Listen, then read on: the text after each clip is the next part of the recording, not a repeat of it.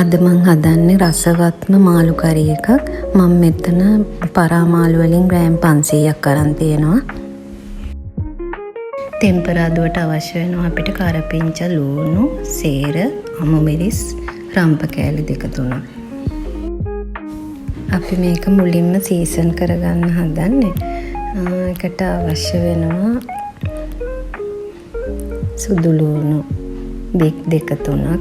මම ගොරක තම්බලා අරන් තියෙන කෑලි 2-3ක්. ගම්මිරිස් තේ හැන්දක්, ලුණු කුඩු තේ හැන්දක්,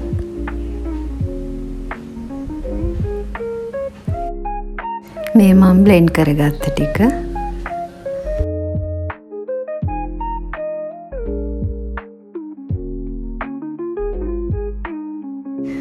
ඒ ටික දැන් මම මාළු එකට දාලා කහ තේ හැඳි භාගයකුත් දාලා හොඳට කලවම් කරලා විනාඩි 10ක් විතර වහලා පැත්තකින් තියාගන්නවා.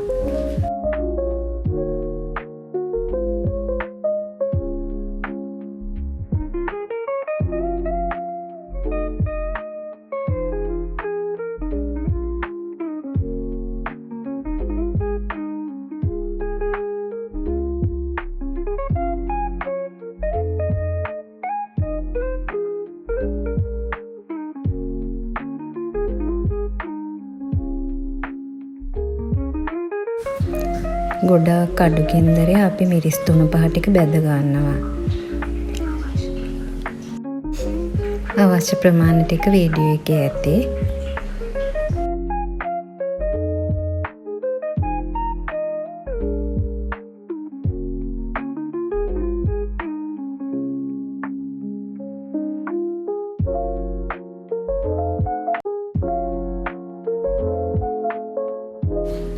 මේ ටික තප්පර 30ක් විතර බැදුනහම ඇති.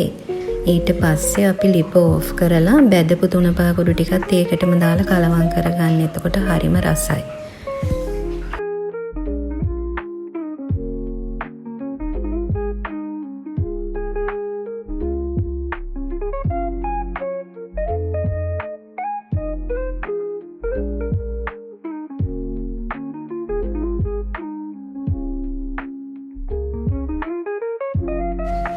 අපි තෙල් මේස හැඳ 2ක් විතර එකතු කරගෙන අර කලින් අපි එකතු කර තියාගෙන හිටපු ලූණු, කරපිංචා ඒ ටික ඔක්කොම එකතු කරගන්න.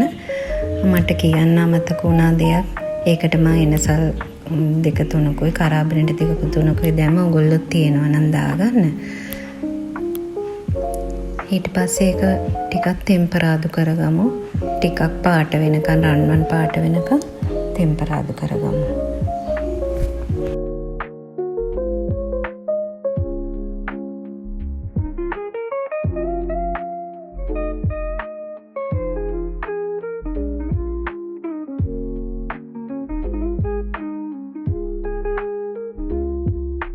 දැන් මේ ටික හොඳ ගානට බැදිලා තියෙන්නේ. මම ඒකට සීසන් කරගත්ත මාළු ටික දාගන්නවා. ඒකත් ඔයගොල්ලෝ විනාඩි 2-3ක් විතර මාළු කෑලි ටික පෙරලලා එහා මෙහා කරලා බැද ගන්න ටිකක්.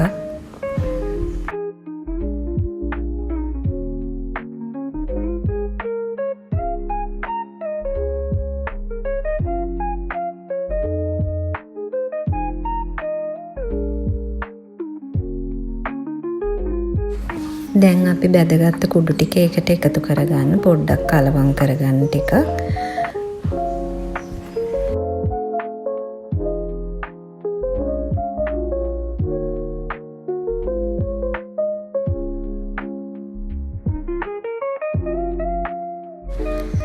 මාළු සීසන් කරලා තිබුණු භාජනයටම වතුර කෝප්ප 1/2ක් විතර අරගෙන තියෙන්නේ. ඒ ටික දාලා හොඳින් කලවම් කරලා වහලා තැම්බෙන්න තියන්න විනාඩි 20ක් විතර.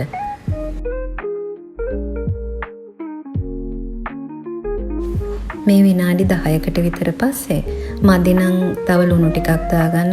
මට මදි කියලා හිතුන නිසා ලුණු ටිකක් තව දාගත්තා.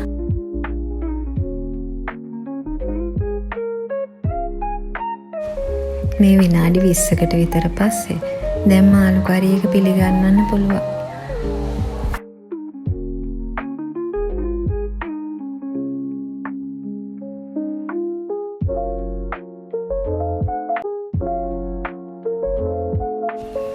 මේක අනිවාර්යෙන්ම ඔයගොල්ලොත් හදලා බලන්න. හදලා බලලා රසයි නම් මට ලයික් එකකුත් දාගෙන සබ්ස්ක්‍රයිබ් කරගෙනම යන්න.